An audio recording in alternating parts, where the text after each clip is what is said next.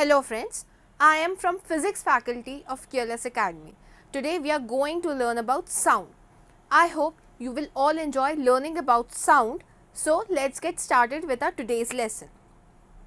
Now students, every day we hear sounds from various sources like animals, humans, birds, bell, machines, vehicles, television, radios, etc. हमारे घर में पेट होंगे, जैसे अगर कुत्ता वो अगर बार्क कर रहा है वो एक साउंड है. Sound is a sensation or a feeling that we hear. We produce sounds by doing something. The motion of materials or objects causes vibrations. Now, a sound originates in the vibration of an object which makes the air or another substance around that object vibrate. The vibration of air moves outwards in all the directions in the form of a wave. These types of noises are produced by irregular vibrations occurring at irregular intervals. Now, let's talk about production of sound, how sound is produced.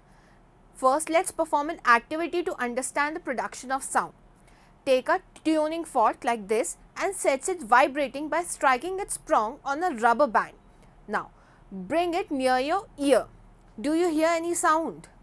Now, suspend a table tennis ball or a small plastic ball by a thread from a support.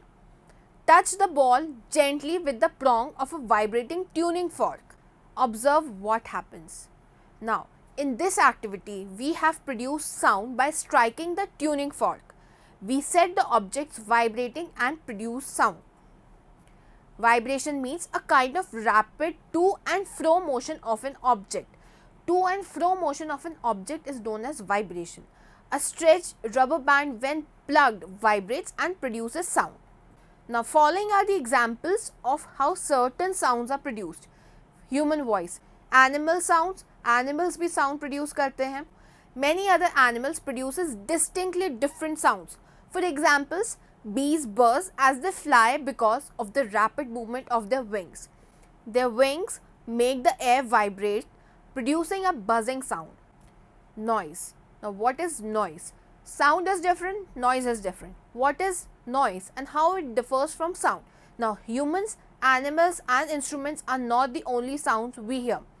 Many of us come across various other sounds or noises every day. For example, thunder is caused when lightning heats the air, causing the air to vibrate. Let's talk about propagation of sound. Sound is produced by vibrating objects we already studied.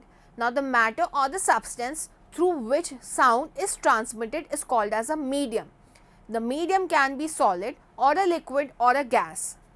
When an object vibrates, it sets the particles of the medium around it vibrating.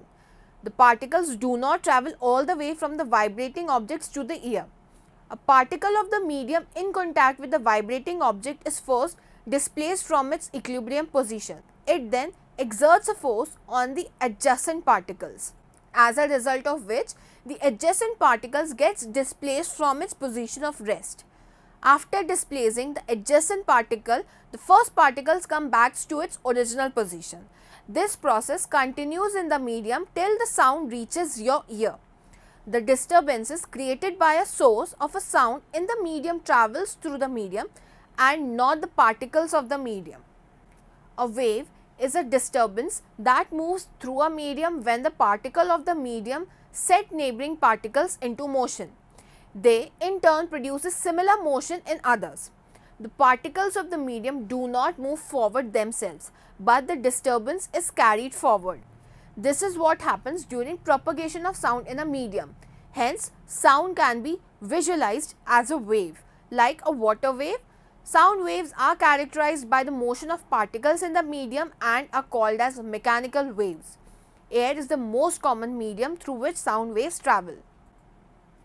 When a vibrating object comes forward, it pushes and compresses the air in front of it, creating a region of high pressure. This region is called as compression. This compression starts to move away from the vibrating object. When the vibrating object moves backwards, it creates a region of low pressure, which is called as rarefaction. As the objects move back and forth rapidly, a series of compressions and rarefaction is created in the air. These make the sound wave that propagates through the medium. Now, compression is the region of high pressure and rarefaction is the region of low pressure. Remember this.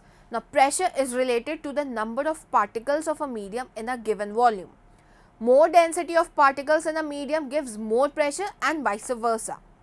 Now, let's talk about sound needs a medium to travel. The bell jar experiment is the most common experiment used to demonstrate that sound needs a medium to travel. A bell jar is a laboratory equipment used for creating a vacuum.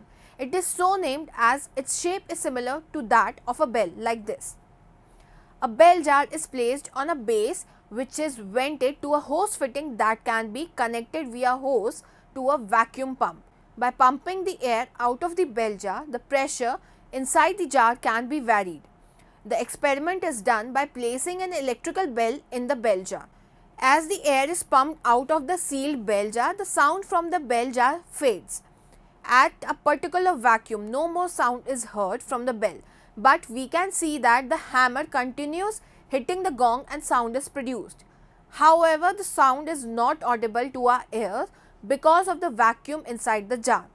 So students, this was all about sound, how sound propagates and how sound needs a medium to travel. I hope you all enjoyed learning about some aspects of the sound, and if you have any more doubts, you can go to the following link.